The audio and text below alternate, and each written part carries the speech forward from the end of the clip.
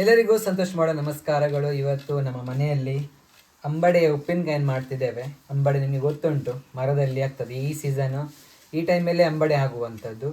So ನಮ್ಮ ಮನೆಯಲ್ಲಿ ಇವತ್ತು ಅಂಬಡೆ ಮಾಡ್ತಿದ್ದೇವೆ. ಹೇಗೆ ಮಾಡ್ತೇವೆ, ಅದಕ್ಕೆ ಏನೆಲ್ಲ ಹಾಕ್ತಿದ್ದೇವೆ ಎಲ್ಲ ನಿಮಗೆ ತಿಳಿಸ್ತೇವೆ. ಮೊದಲಿಗೆ ನಾವು ಇದರಲ್ಲಿ ಸಾಧಾರಣವಾಗಿ ಒಂದು 20-30 ಅಂಬಡೆ ಸಿಕ್ಕಿದೆ ನಮ್ಮ ಮನೆಯಲ್ಲಿ ಆದದ್ದು. ಅಂದರೆ ನಮ್ಮ ಮನೆಯಲ್ಲಿ ಒಂದು ದೊಡ್ಡ ಮರ ಉಂಟು, ಅದರಲ್ಲಿ ಆದದ್ದು. ಸೊ ಇದನ್ನು ನಾನು ಚೆನ್ನಾಗಿ ಮೊದಲಿಗೆ ಫಸ್ಟ್ ಸ್ಟೇಜಲ್ಲಿ ನಾವು ಇದನ್ನು ಚೆನ್ನಾಗಿ ಅದರ ಸಿಪ್ಪೆಯನ್ನು ತೆಗೆಯಬೇಕಾಗ್ತದೆ. ಸಿಪ್ಪೆಯನ್ನು ತೆಗೆದು ಅದನ್ನು ಚೆನ್ನಾಗಿ ಅದನ್ನು ಕಟ್ ಮಾಡಿ ಮತ್ತು ಉಪ್ಪಿನಕಾಯಿಯನ್ನು ಹಾಕುವಂಥದ್ದು. ಫುಲ್ ವಿಡಿಯೋ ನೋಡಿ, ಕೊನೆ ತನಕ ನೋಡಿ. ಮತ್ತು ನಿಮ್ಮ ಮನೆಯಲ್ಲಿ ಅಂಬಡೆ ಆಗಿದ್ದರೆ, ನಿಮ್ಮ ತೋಟದಲ್ಲಿ ಇಲ್ಲದ ಗದ್ದೆಯ ತೋಟದಲ್ಲಿ ಎಲ್ಲ ಅಂಬಡೆ ಮರ ಜಾಸ್ತಿ ಇರ್ತದೆ. ಸೊ ಒಮ್ಮೆ ನೋಡಿ, ನಿಮ್ಮ ಮನೆಯಲ್ಲಿ ಅಂಬಡೆ ಇದ್ದರೆ ಅಂಬಡೆಯ ಉಪ್ಪಿನಕಾಯಿ ಹಾಕಿ. ಸೊ ನಮಗೆ ಇಷ್ಟೇ ಇದ್ದದ್ದು, ಯಾರು ಕೇಳಿಕೆ ಬರಬೇಡಿ ಆಯಿತಾ. ನಾವು ಸ್ವಲ್ಪ ಮಾಡಿದ್ವಿ ಈ ವರ್ಷ, ಅಂದರೆ ಜಾಸ್ತಿ ಅಂಬಡೆ ಆಗಿಲ್ಲಲ್ಲ, ಹಾಗಾಗಿ ನಾವು ಸ್ವಲ್ಪ ಅಂಬಡೆ ಮಾಡ್ತಿದ್ದೇವೆ. ಸ್ವಲ್ಪ ಅಂಬಡೆಯ ಉಪ್ಪಿನಕಾಯಿ ಮಾಡ್ತಿದ್ದೇವೆ. ಹಾಗಾಗಿ ಕೆಲವರು ಈ ನಮ್ಮ ವಿಡಿಯೋನ ಫಸ್ಟ್ ಟೈಮ್ ನೋಡ್ತಿದ್ದೀರ ಅನಿಸುತ್ತೆ. ಸೊ ಲೈಕ್ ಮಾಡಿ, ಶೇರ್ ಮಾಡಿ, ಮತ್ತು ಸಬ್ಸ್ಕ್ರೈಬ್ ಮರೆಯಬೇಡಿ. ಸೊ ನಾವು ಉಪ್ಪಿನಕಾಯಿ ಮಾಡುವ, ಬನ್ನಿ. ರುಚಿ ರುಚಿಯಾದ ಉಪ್ಪಿನಕಾಯಿ.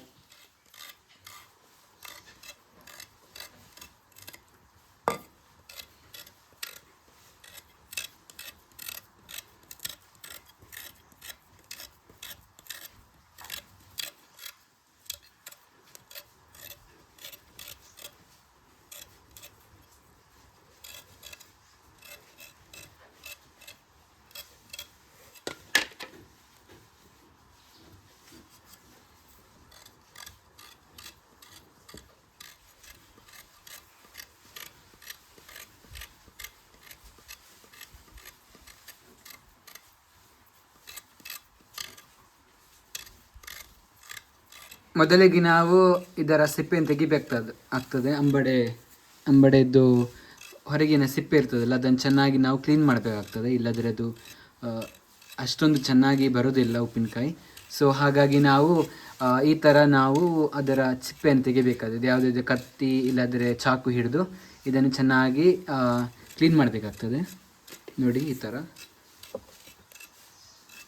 ಇದನ್ನು ಕ್ಲೀನ್ ಮಾಡಬೇಕಾಗ್ತದೆ. ಚೆನ್ನಾಗಿ ಒಂದು 10-20 ಅಂಬಡೆ ಸಿಕ್ಕಿದ್ರೆ ನಮಗೆ ತುಂಬ ಒಳ್ಳೆಯದು. ಚೆನ್ನಾಗಿ ಉಪ್ಪಿನಕಾಯಿಯನ್ನು ಹಾಕ್ಬೋದು. ನೋಡಿ,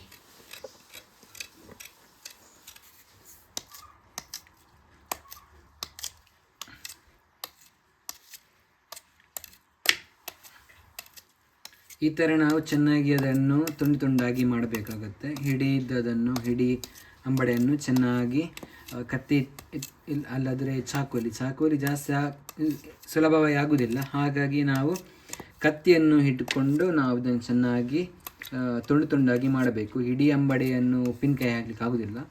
ಹಾಗಾಗಿ ನಾವು ಇದನ್ನು ಸಣ್ಣ ತುಂಡು ಮಾಡಿ ಹಾಕ್ತಿದ್ದೇವೆ. ನಾವು ಹೇಗೆ ಮಾವಿನಕಾಯಿಯನ್ನು ಹೇಗೆ ನಾವು ಉಪ್ಪಿನಕಾಯಿ ಮಾಡ್ತೇವೆ, ಅದೇ ರೀತಿ ನಾವು ಸಣ್ಣ ತುಂಡು ಮಾಡಿ ಇದನ್ನು ನಾವು ತುಂಡು ಮಾಡುವಂಥದ್ದು. ಅಂಬಡೆಯನ್ನು ತುಂಡು ಮಾಡಿ ಉಪ್ಪಿನಕಾಯಿ ಮಾಡುವಂಥದ್ದು.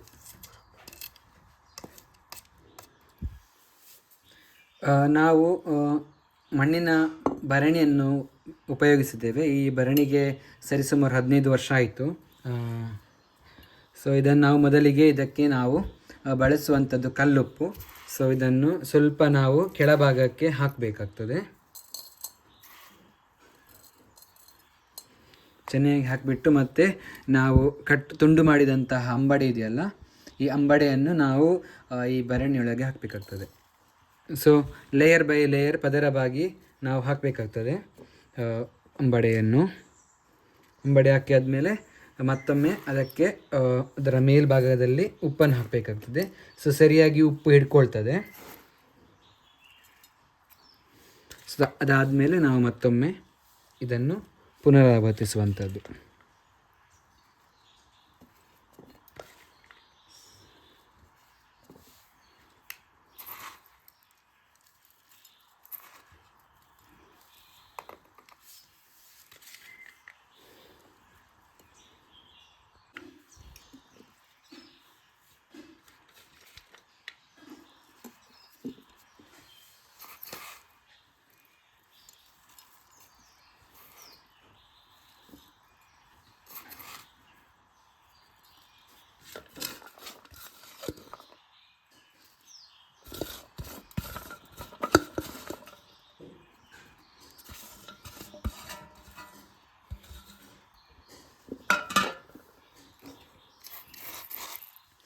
ಕೊನೆಯದಾಗಿ ಎಲ್ಲ ಹಾಕಿ ಆದಮೇಲೆ ಇದಕ್ಕೆ ನಾವು ಉಪ್ಪನ್ನು ಹಾಕುವಂಥದ್ದು.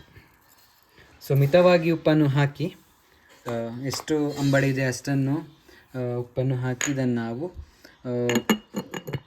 ಸರಿಸುಮಾರು 2 ದಿನಗಳಷ್ಟು ಚೆನ್ನಾಗಿ ಇದನ್ನು ಗಟ್ಟಿಯಾಗಿ ಇಟ್ಟು, ಮತ್ತು 2 ದಿನ ಆದಮೇಲೆ ಅದಕ್ಕೆ ಬೇಕಾಗುವಂತಹ ಪದಾರ್ಥ ಮತ್ತು ಇಲ್ಲವ ಮಸಾಲವನ್ನು ಹಾಕಬೇಕಾಗ್ತದೆ. ಮಸಾಲ ಅಂದರೆ ಉಪ್ಪಿನಕಾಯಿ ಮಾಡುವಂತಹ ಮಸಾಲವನ್ನು ಹಾಕಿ ಇದನ್ನು ಚೆನ್ನಾಗಿ ಶೇಖರಿಸುವಂಥದ್ದು. ಸೊ 2 ದಿನ ಬಿಟ್ಟು ಇದನ್ನು ನಾವು ಉಪ್ಪಿನಕಾಯಿ ಮಾಡಬೇಕಾಗ್ತದೆ.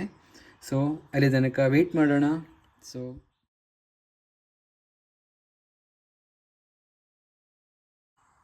ಅಂಬಡಿ ಉಪ್ಪಿನಕಾಯಿ ಮಾಡಲು ಬೇಕಾಗುವ ಸಾಮಗ್ರಿಗಳು ನೋಡಿ: ಒಂದು ಅರ್ಧ ಸ್ಪೂನಷ್ಟು ಅರಶಿಣ, ಮತ್ತು ಸ್ವಲ್ಪ ಜೀರಿಗೆ, 20-25 ಬಾಡಿಗೆ ಮೆಣಸು ಅಥವಾ ಕೆಂಪು ಮೆಣಸು, ಮತ್ತು ಸ್ವಲ್ಪ ಕಾಳು ಮೆಣಸು, ಮತ್ತು ಸ್ವಲ್ಪ ಸಾಸಿವೆ. ಇಷ್ಟನ್ನು ತಗೊಂಡು ನಾವು ಚೆನ್ನಾಗಿ ಇದನ್ನು ಉಪ್ಪು ನೀರಿನಲ್ಲಿ ಮಿಕ್ಸಿ ಅಥವಾ ಗ್ರೈಂಡರ್ ಅಥವಾ ಕಡೆಯುವ ಕಲ್ಲಿನಲ್ಲಿ ಚೆನ್ನಾಗಿ ಪೇಸ್ಟ್ ಮಾಡಿ ಇದನ್ನು ತರಬೇಕಾಗತ್ತೆ. ಸೊ ಇದನ್ನು ನಾವು ಚೆನ್ನಾಗಿ ಪೇಸ್ಟ್ ಮಾಡಿ ತರೋಣ.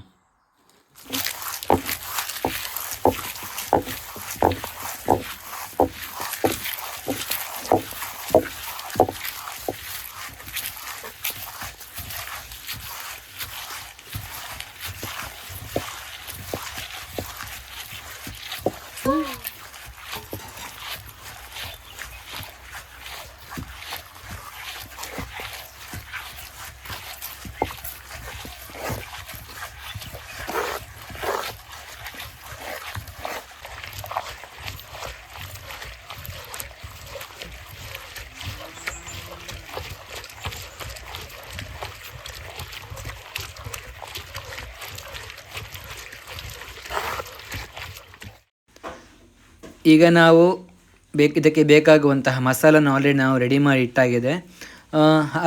ಅದರ ನಂತರ ನಾವು ಈ ಉಪ್ಪಲ್ಲಿಟ್ಟಂತಹ ಅಂಬಡೆಯನ್ನು ನಾವೀಗ ತೆಗೆದು ರೆಡಿ ಇಟ್ಟಿದ್ದೇವೆ. ಅಂದರೆ ಅದರಲ್ಲಿ ನೀರಿತ್ತಲ್ಲ ಎಲ್ಲ ತೆಗೆದು ಸೆಪ್ರೇಟಾಗಿ ಇಟ್ಟಿದ್ದೇವೆ. ಅದಕ್ಕೆ ನಾವು ಈಗ ತಾನೇ ರೆಡಿ ಮಾಡಿದಂತಹ ಚೆನ್ನಾಗಿ ಪೇಸ್ಟ್ ಮಾಡಿದಂತಹ ಮಸಾಲವನ್ನು ಈಗ ನಾವು ಅದಕ್ಕೆ ಹಾಕಬೇಕಾಗುತ್ತೆ. ಹಾಗೆ ಚೆನ್ನಾಗಿ ನಾವು ಅದನ್ನು ಮಿಶ್ರಣ ಮಾಡಬೇಕಾಗುತ್ತೆ. ಸೊ ಇದಕ್ಕೆ ನಾವು ಈಗ ಇದಕ್ಕೆ ಮಸಾಲನ್ನು ಹಾಕುವ. ನಿಮಗೆ ಎಷ್ಟು ಬೇಕಾಗ್ತದೆ ಅಷ್ಟನ್ನು ಚೆನ್ನಾಗಿ ಹಾಕಬೇಕಾಗುತ್ತದೆ. ಮತ್ತು ಎಷ್ಟು ಬೇಕು ಅಷ್ಟು ಆ ಮಸಾಲೆಯ ನೀರು ಉಳಿದಿರುತ್ತದಲ್ಲ, ಆ ಮಸಾಲೆಯ ನೀರನ್ನು ಹಾಕಿದರೂ ಚೆನ್ನಾಗಿ ಬರ್ತದೆ. ಮತ್ತು ಚೆನ್ನಾಗಿ ಮಿಶ್ರಣ ಮಾಡಬೇಕಾಗುತ್ತದೆ. ನೀವು ಎಷ್ಟು ಮಿಶ್ರಣ ಮಾಡ್ತೀವಿ ಅಷ್ಟು ಇದಕ್ಕೆ ಪ್ರಾಮುಖ್ಯತೆ ನೀಡ್ತದೆ. ಅಂದರೆ ಜಾಸ್ತಿ ಮಿಕ್ಸ್ ಮಾಡಿ ಚೆನ್ನಾಗಿ ಎಳ್ಕೊಳ್ತದೆ. ಬೇಕಾಗುವಂತಹ ಉಪ್ಪು, ಖಾರ, ಹುಳಿ ಎಲ್ಲ ಅದಕ್ಕೆ ಚೆನ್ನಾಗಿ ಎಳ್ಕೊಳ್ತದೆ. ಸೊ ನಾವು ಇದಕ್ಕೆ ಇನ್ನೂ ಸ್ವಲ್ಪ ಹಾಕ್ತಿದ್ದೇವೆ, ಮತ್ತು ಸ್ವಲ್ಪ ನೀರು ಹಾಕಿ ಚೆನ್ನಾಗಿ ಮಿಶ್ರಣ ಮಾಡ್ತಿದ್ದೇವೆ.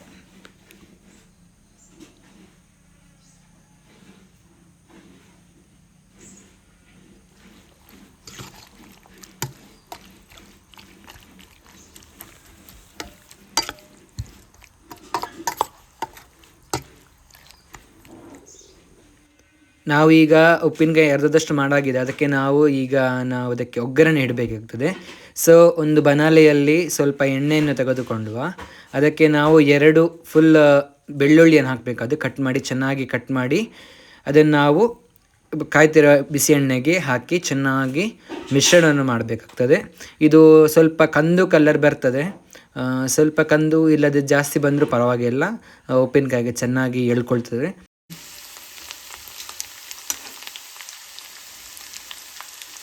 ಇದು ಚೆನ್ನಾಗಿ ಬಂದಿದೆ. ಇದು ಜಾಸ್ತಿ ಅದು ಬಂದದ್ದು. ಅದಕ್ಕೆ ನಾವು ಕರಿಬೇವನ್ನು ಹಾಕ್ತಿದ್ದೇವೆ ನೋಡಿ.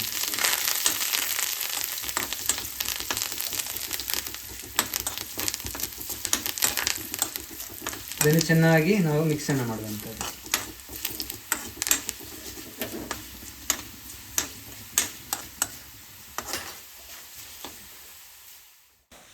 ಆಗ ನಾವು ರೆಡಿ ಮಾಡಿದ ಉಪ್ಪಿನಕಾಯಿಗೆ ಈಗ ತಯಾರಿಸಿದಂತಹ ಒಗ್ಗರಣೆಯನ್ನು ಹಾಕಿ ಚೆನ್ನಾಗಿ ಮಿಶ್ರಣ ಮಾಡುವಂಥದ್ದು.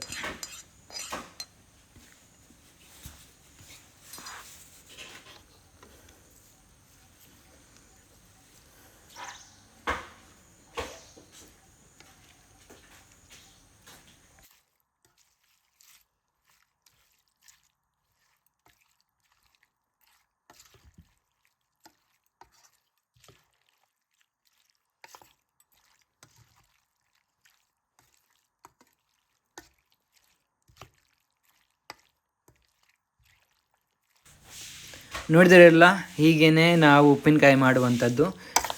ಈಗ ರೆಡಿಯಾಗಿದೆ. ನಾವು ಇದನ್ನು ಪ್ಲಾಸ್ಟಿಕ್ ಡಬ್ಬದಲ್ಲಿ ಅಥವಾ ಉಪ್ಪಿನ ಭರಣಿಯಲ್ಲಿ ಇಡುವಂಥದ್ದು. ನಾವು ಪ್ಲಾಸ್ಟಿಕ್ ಡಬ್ಬದಲ್ಲಿ ಇಟ್ಟರೆ ನಮಗೆ ದೀರ್ಘಕಾಲ ಬಾಳಿಕೆ ಬರ್ತದೆ, ಮತ್ತು ಇದನ್ನು ಫ್ರಿಜ್ಜಲ್ಲಿ ಇಡಬಹುದು. ಹೊರಗಡೆ ಇಟ್ಟರೆ ಇದು ಬೇಗ ಮೆತ್ತನೆ ಆಗಿ ಹಾಳಾಗುವ ಸಾಧ್ಯತೆ ತುಂಬ ಇದೆ. ಹಾಗಾಗಿ ನಾವು ಇದನ್ನು ಪ್ಲಾಸ್ಟಿಕ್ ಡಬ್ಬದಲ್ಲಿ ಶೇಖರಿಸಿ ಫ್ರಿಜ್ಜಲ್ಲಿ ಇಡುವಂಥದ್ದು. ಮತ್ತು ಬೇಕಾಗುವಾಗ ನಾವು ಇದನ್ನು ತೆಗೆದು ಇದನ್ನು ಸವಿಯುವಂಥದ್ದು. ನಮಗೆ ಮಧ್ಯಾಹ್ನದ ಊಟಕ್ಕೂ ಬೆಳಗಿನ ಗಂಜಿ ಊಟಕ್ಕೂ ಚೆನ್ನಾಗಿ ಆಗ್ತದೆ. ಇನ್ನಿತರ ವಿಡಿಯೋಗಳಿಗಾಗಿ ನನ್ನ ಚಾನಲ್ ಲೈಕ್ ಮಾಡಿ, ಶೇರ್ ಮಾಡಿ ಮತ್ತು ಸಬ್ಸ್ಕ್ರೈಬ್ ಮಾಡೋದನ್ನು ಮರಿಬೇಡಿ. ಎಲ್ಲರೂ ಮುಂದಿನ ವಿಡಿಯೋದಲ್ಲಿ ಸಿಗೋಣ.